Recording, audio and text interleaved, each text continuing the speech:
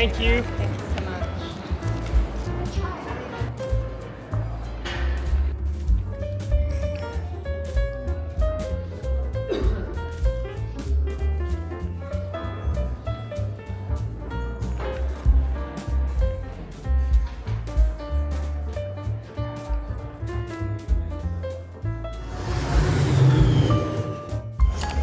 Hey guys, just landed down in Dubai airport.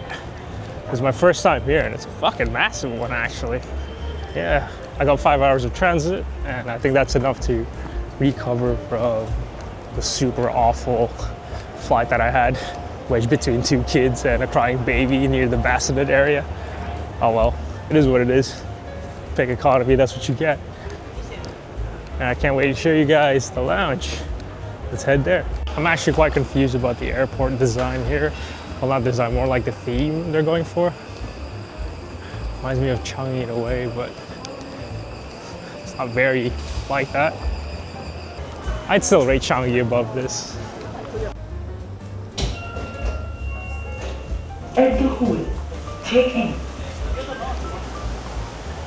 So I've just been told that unlike Qantas's lounges in Sydney, there are multiple first-class lounges in Dubai.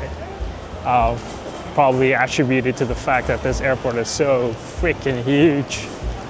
So I'm kind of, I'm a bit lost. But yeah, hopefully I could get there before my transit period starts.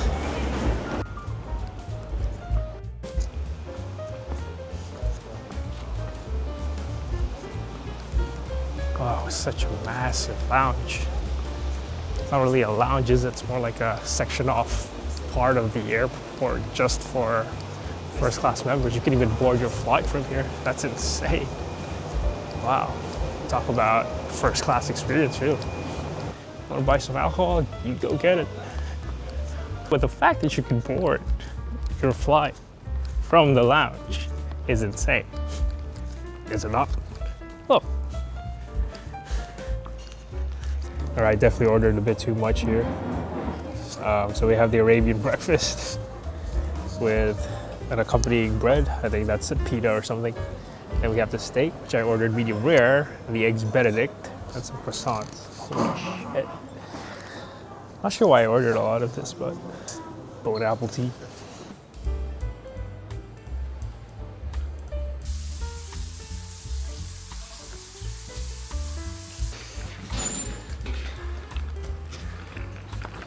Thank you. Oh, I just had a much needed shower. As you can see how wet my hair is. Oh, but that was so good. They give you like an exclusive bathroom as long as you book first in advance. Damn, you could not ask for a better shower room. Anyways, I've got some work to do, so I'll be looking to go to the quiet lounge, see how it goes.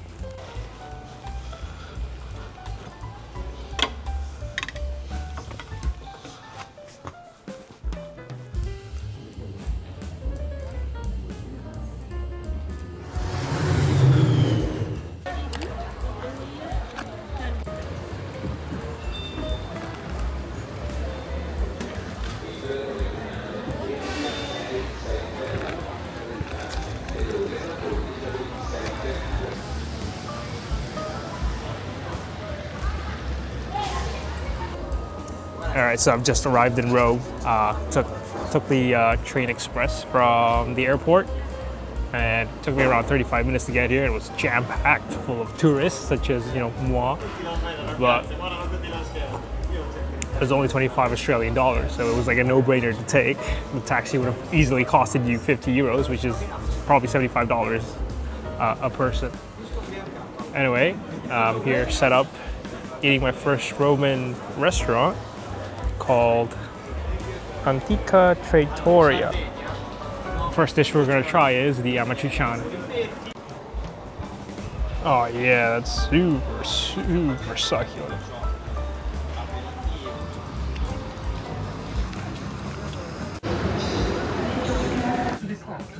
We invite any accompanying persons to disembark promptly.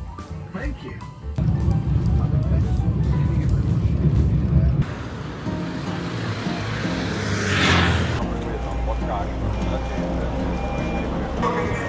everyone. Currently walking through the streets of Bologna, trying to get to my accommodation. It's a bit windy right now, but holy shit, it's actually quite hot. I'm sweating my balls off. It's been quite of a journey, actually, starting from Sydney. I've been non-stop going out and about trying to reach this accommodation. I don't think I'd do this again. I didn't realize the scale of travel when I first started planning. Man, this shit has been tiring, dude. I've been not having the best of sleep, but if it wasn't for the lounges, yeah, probably wouldn't enjoy this at all. But it's been great seeing Italy again, and man, it's good to be back. Now, Bologna is apparently the food capital of Italy. I'm not sure about that just yet because I haven't really experienced everything. And yeah, hope we find something nice.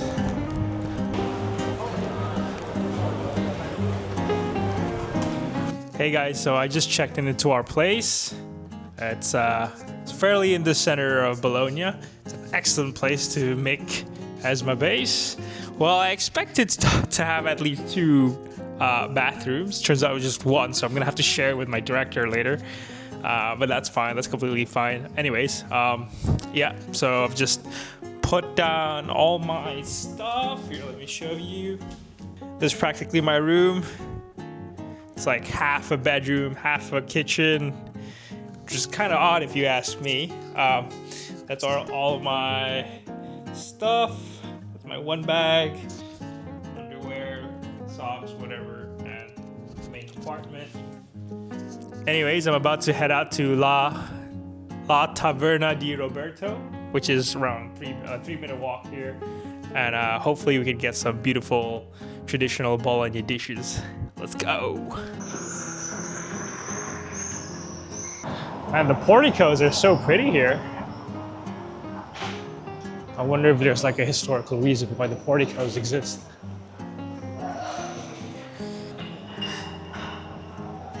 Seem to have blocked off path. That is not necessarily a bad thing.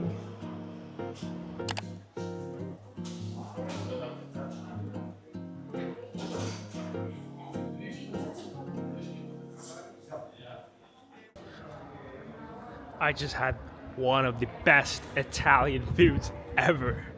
That was amazing. Like, even that aubergine dish, oh man, it was just, everything about it was just so perfect. It melts in your mouth, and it has the right amount of balance between acidity, sweetness, umami. Oh, it was perfect. Buongiorno. Good morning. Buongiorno. Buongiorno. I just woke up, had a bit of a refresher from last night. The journey to get here was so exhausting, and honestly, at one point I thought it wasn't worth it really. You know, I kept moving basically ever since they started the journey in Sydney. It was a 14-hour flight to get to Dubai, Sydney to Dubai, and then it was another 5-hour transit. Then it was another 6 hours to get to Rome, and then it was another wait in Rome to get to Bologna, which had a travel time of around 2.5 hours, really, using the train. And honestly, yeah, that took the soul out of me yesterday. I don't think I was enjoying my time, but now today is different because, well, fully rested with the help of some pills, melatonin. Very recommended you people get those if you're traveling this far. And yeah, so currently it's close to 6:30, I would say 6:40, around those times. I don't think you can see my watch, but whatever. So today's plan is quite huge. That's roughly the plan that we're gonna do today. Probably gonna have to eat after visiting some of the stuff like Cafe Terzi. I'm not sure if they serve filling food, but we'll be all right. So hopefully, it's gonna be awesome. One hell of a day. I'm gonna aim for around, let's say, 14,000 steps minimum, and we'll go from there. Let's go! One espresso, I'm sitting outside. Yes.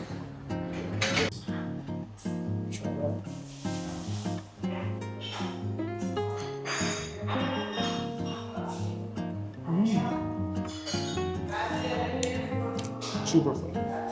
Super fun. So good. And Bologna is so pretty. Cafe Terzi was awesome. It was great. The coffee owner or slash manager was so friendly, understood that I was an expert in ordering coffee, recommended me that macchiato. It was great, really. I come from Sydney, so I know what a good coffee tastes like, and that was genuinely very good. Currently walking in Piazza Maggiore Square. Damn, it's huge. All right, so a lot of the cities in Tuscany that we visited last year had basically a city square. We see this in Florence, Siena, and even San Gimignano, where you have that bomb-ass gelato place. But oddly for Bologna, it's bigger than usual, I gotta say. Look, we got a slew of a lot of things here. I'm assuming this was the central power of Bologna, where the seat of power is, let's say, the local king or something. Now it's a museum. Well, probably not. This is probably where the king used to reside, the seat of power. Well, judging from how big it is. But yeah, don't at me. I'm gonna have to find out the information. Like I didn't book a historical tour, so I'm the best source for this. But it does look like where the king used to reside. Wow, that's just gorgeous. We have a massive looking church there, is what I'm assuming. Look, the scale. You don't get a lot of these churches anymore nowadays. Well, because one, it's expensive, and two, labor is just not easily accessible like the days before.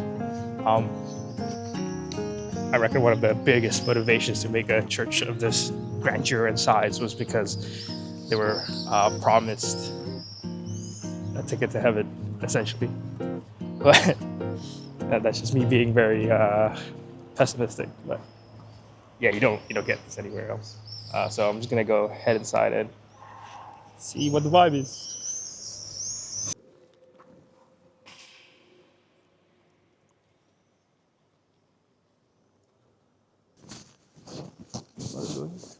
Yeah, I'm not a civil engineer by any means, but the fact that the ancient people back then could run the maths, the architectural plans, and implement them in such a way that everything's just so symmetrical. It's like, holy shit. Yeah, I said it, holy shit. It's interesting. Well, I've worked with a lot of civil engineers or architects, and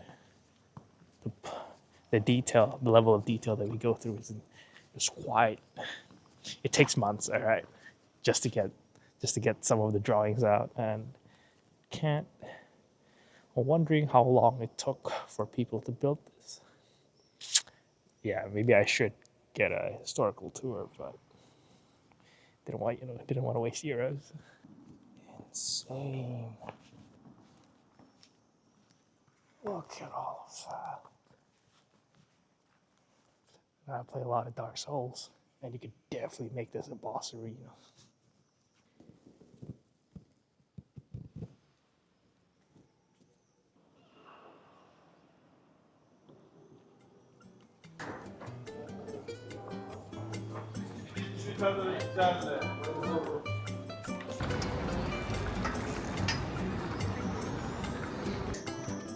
God, I love walkable cities like these.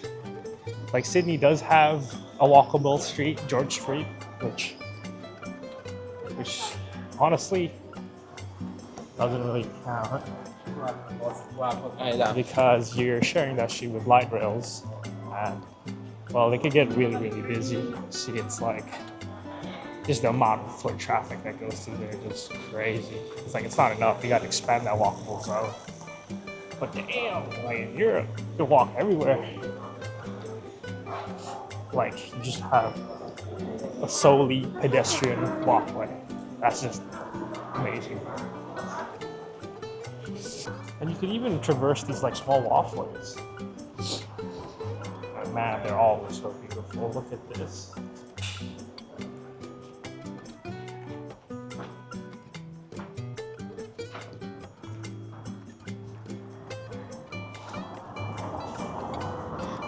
There's quite of a surprising fashion scene here. Might take a look at one of these stores once in a while. But yeah, sheesh. Man.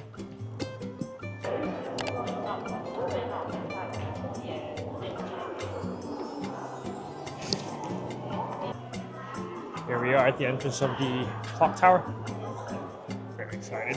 I love climbing tall towers in Europe just because it's like it gives you this massive vantage point that you can see the sprawling old city center go in the distance, you know. Recommend it as an activity everywhere you go in any big cities with big historical city centers. So good.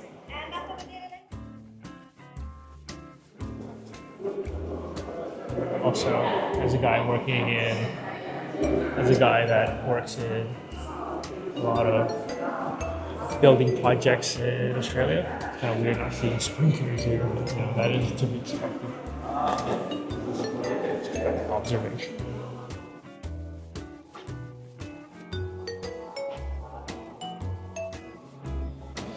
Impressive vista of the city. The clock tower just right above me.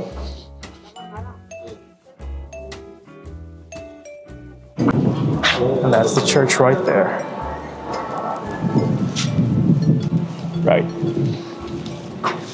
I've seen my fair share. Went back. So apparently you get another section that you can access from the tower, and that's the Fine Arts Collection Museum, which I'm currently in.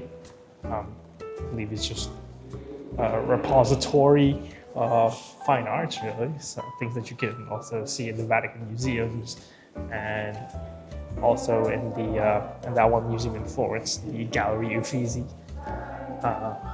This is much more, the range of collections is much less, so don't really expect a lot. But yeah, it's really, really cool stuff. So Minerva is the Roman equivalent of Athena, and we'll be visiting her city next week with my partner. And this is Marte. Absolutely no clue who this dude is, but yeah, he looks like he's aura farming correctly. Next thing. Look at that detail of that oil painting, bro. Sheesh. I'm not really privy into the symbols here, but I believe they are a coat of arms that families use. Think of it as like branding, like your heyday of family branding. Or for more modern takes, Hogwarts is sub-schools like Hufflepuff or Slytherin.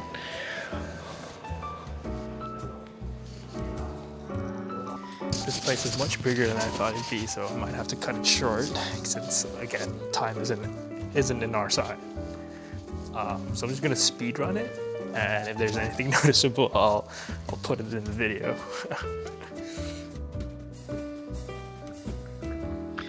Now Apollo here. So here in the middle, we have the Greek god Apollo, which is the god of healing, music, poetry, and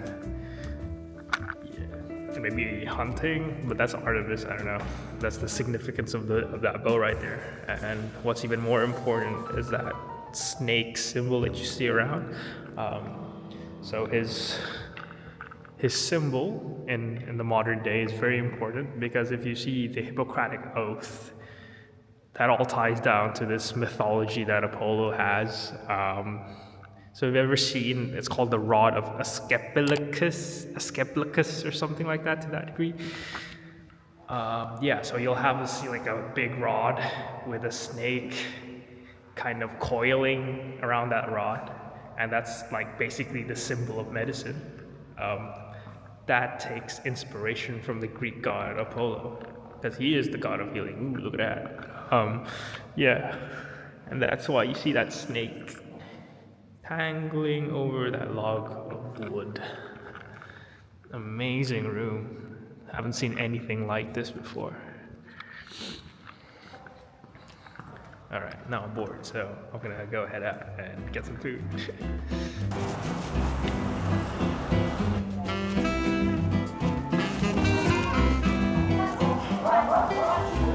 We're gonna get some food, yeah.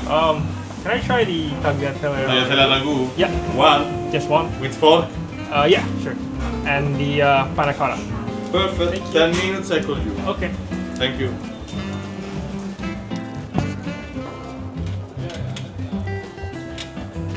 That's why I always get to come back now and then. And what they want.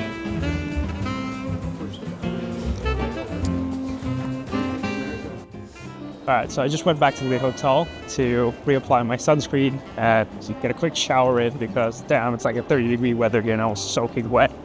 And my shoes were getting very uncomfortable, you know, because it's all sweaty in there. So I think it was a good choice just to get back to the hotel, because given that it was a central location, I wouldn't have the issues really go out of my way to do that. Refresh. Anywho, we're about to start the San Luca walk. I want to go get some grub in, and we're going to a place called Non Mortadello.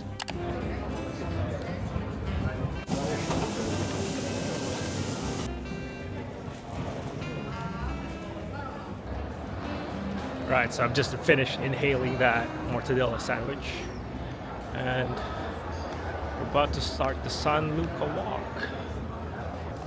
So apparently it's a 1 hour and 40-minute walk, and I want to be there at the top when the sun sets. I reckon if I just follow where the portico extends to, just keep my path under the portico, I'll get there either way. Excited. Let's start the show. I think we've arrived at the most difficult part of the walk. Stairs.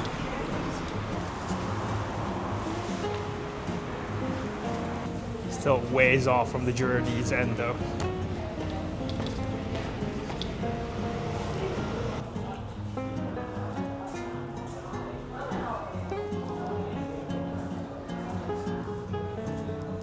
Apparently they have something called Mysteries of the Walk or something. It's like murals depicting a certain scene in the Bible is what I'm guessing. I've lost count of how many minutes or hours I've been in this journey. Better be fucking beautiful is what I'm saying. I'm taking the cab back. Anyway, found another mystery. It's number 5, Jesus in the temple. Blah.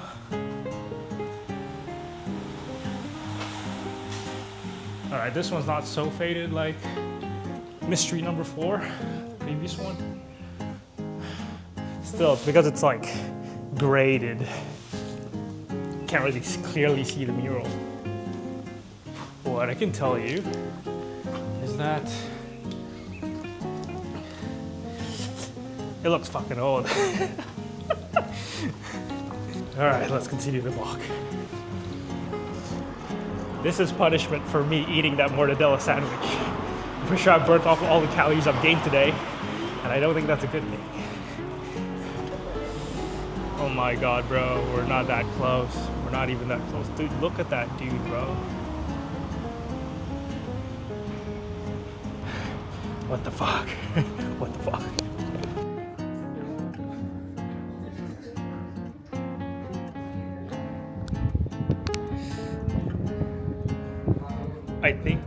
I think we made it. I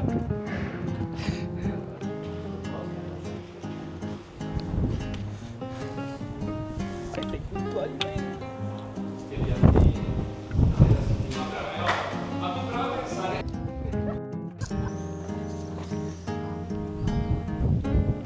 100% worth it. 100% worth it. I am almost sure this is the best view you can get of Bologna from this very spot. So if you want to go, it's pretty much worth. You don't have to take the train. You don't have to take the bus. But you won't be fully experiencing the whole, the whole journey. It's good either way. You should go. Right. Let's start our descent again, back to the city center. Shit.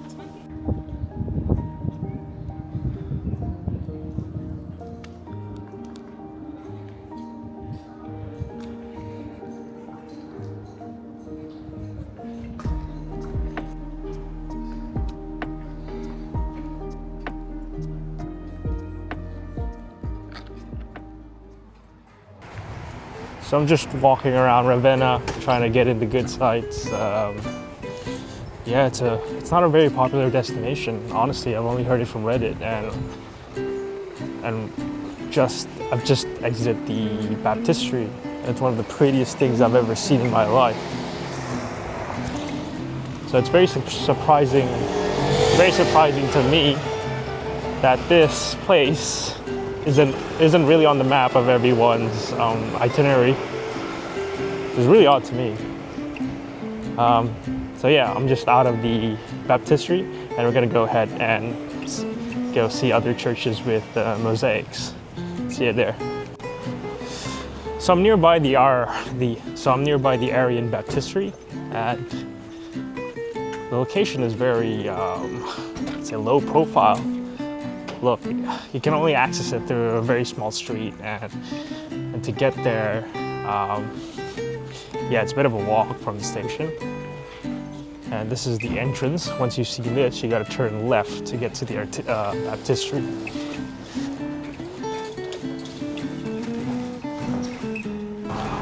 Now, Ravenna is a small town in comparison to Bologna or Florence, or obviously Rome. But it's really worth the visit. Honestly, I've seen a fair share of mosaics in my life, but that was insane.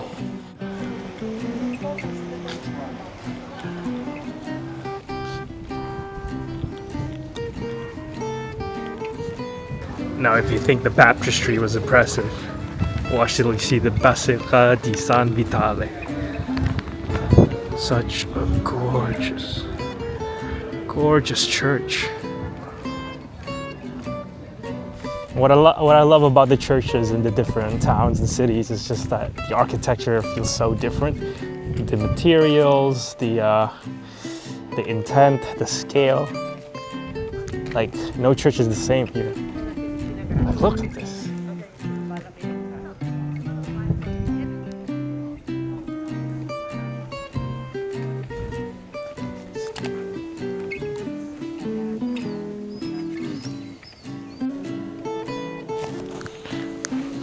It's a small-scale church,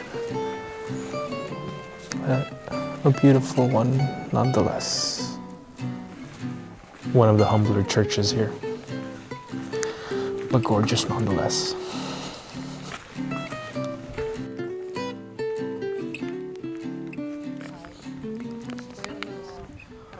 Onward to San Vitale. Got sidetracked again.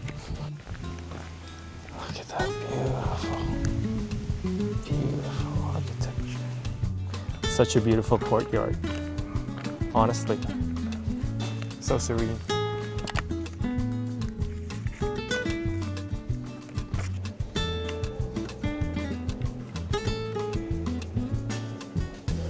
A wishing well.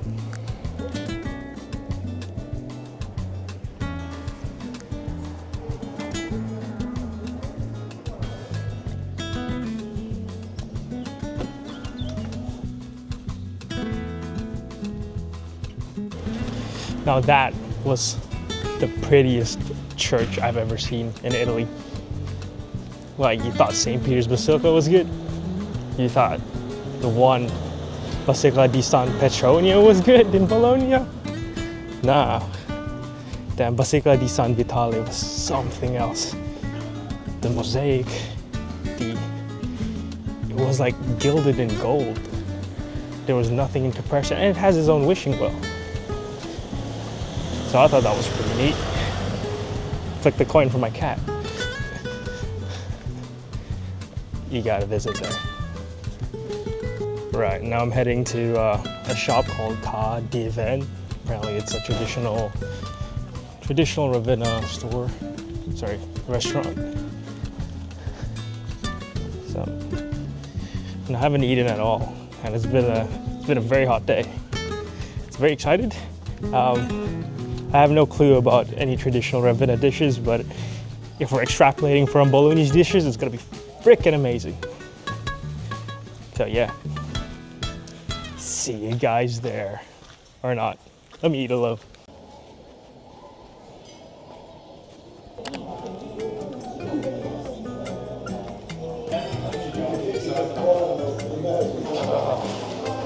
To the table for one? Should I just go in?